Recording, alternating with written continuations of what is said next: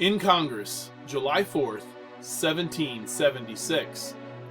the unanimous declaration of the 13 United States of America. When in the course of human events it becomes necessary for one people to dissolve the political bands which have connected them with another, and to assume among the powers of the earth the separate and equal station to which the laws of nature and of nature's God entitle them, a decent respect to the opinions of mankind requires that they should declare the causes which impel them to the separation. We hold these truths to be self-evident, that all men are created equal, and that they are endowed by their Creator with certain unalienable rights, that among these are life, liberty, and the pursuit of happiness, that to secure these rights, governments are instituted among men, deriving their just powers from the consent of the governed, that whenever any form of government becomes destructive of these ends, it is the right of the people to alter it or to abolish it, and to institute new government, laying its foundation on such principles and organizing its powers in such form as to them shall seem most likely to affect their safety and happiness. Prudence indeed will dictate that governments long established should not be changed for light and transient causes, and accordingly all experience has shown that mankind are more disposed to suffer, while evils are sufferable, than to right themselves by abolishing the forms to which they are accustomed. But when a long train of abuses and usurpations, pursuing invariably the same object, evinces a design to reduce them under absolute despotism, it is their right, it is their duty, to throw off such government and to provide new guards for their future security. Such has been the patient sufferance of these colonies, and such is now the necessity which constrains them to alter their former systems of government. The history of the present King of Great Britain is a history of repeated injuries and usurpations, all having in direct object the establishment of absolute tyranny over these states. To prove this, let facts be submitted to a candid world.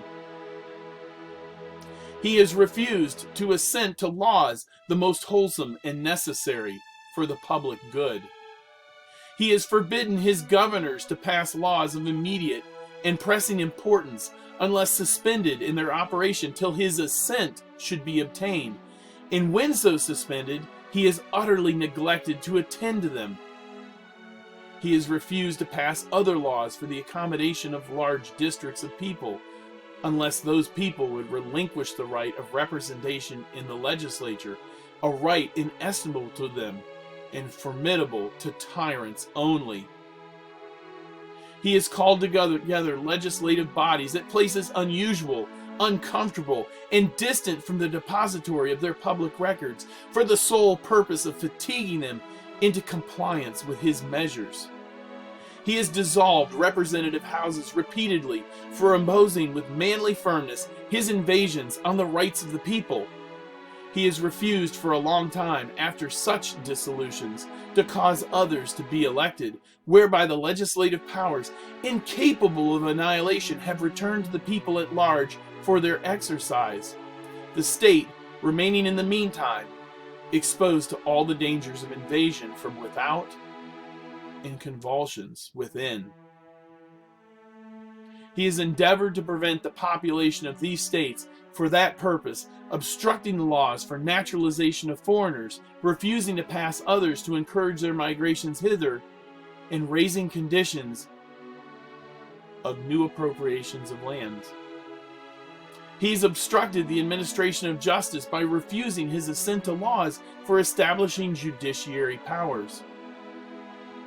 He has made judges dependent on his will alone for the tenure of their offices and the amount and payment of their salaries. He has erected a multitude of new offices and sent hither swarms of officers to harass our people and to eat out their substance. He has kept among us in times of peace standing armies without the consent of our legislatures. He has affected to render the military independent of and superior to the civil power.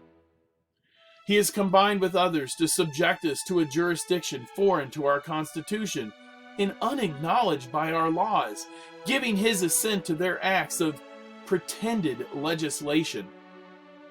for quartering large bodies of armed troops among us, for protecting them by a mock trial from punishment for any murders which they should commit on the inhabitants of these states, for cutting off our trade with all parts of the world, for imposing taxes on us without our consent, for depriving us in many cases of the benefits of trial by jury, for transporting us beyond seas to be tried for pretended offenses, for abolishing the free system of English laws in a neighboring province, establishing therein an arbitrary government, and enlarging its boundaries so as to render it at once an example and fit instrument for introducing the same absolute rule into these colonies, for taking away our charters, abolishing our most valuable laws, and altering fundamentally the forms of our governments, for suspending our own legislatures and declaring themselves invested with power to legislate for us in all cases whatsoever. He has abdicated government here by declaring us out of his protection and waging war against us. He has plundered our seas, ravaged our coasts, burned our towns, and destroyed the lives of our people. He is at this time transporting large armies of foreign mercenaries to complete the works of death, desolation, and tyranny already begun with circumstances of cruelty and perfidy scarcely paralleled in the most barbarous ages and totally unworthy the head of a civilized nation. He has constrained our fellow citizens taken captive on the high seas to bear arms against their country, to become the executioners of their friends and brethren, or to fall themselves by their hands. He has excited domestic insurrections among us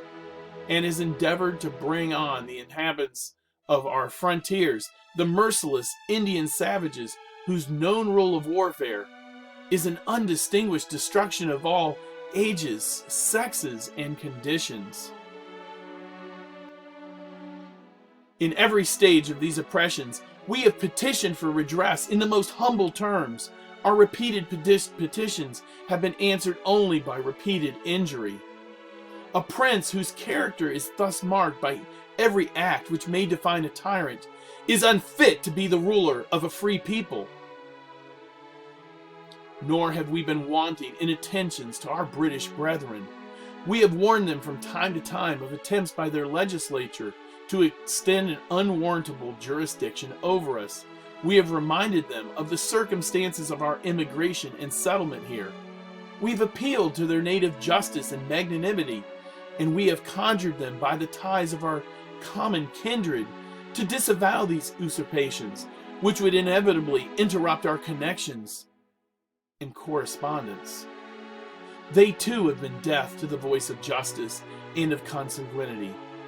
We must therefore acquiesce in the necessity which denounces our separation and hold them as we hold the rest of mankind. Enemies in war, in peace, friends. We, therefore, the representatives of the United States of America, in General Congress, assembled,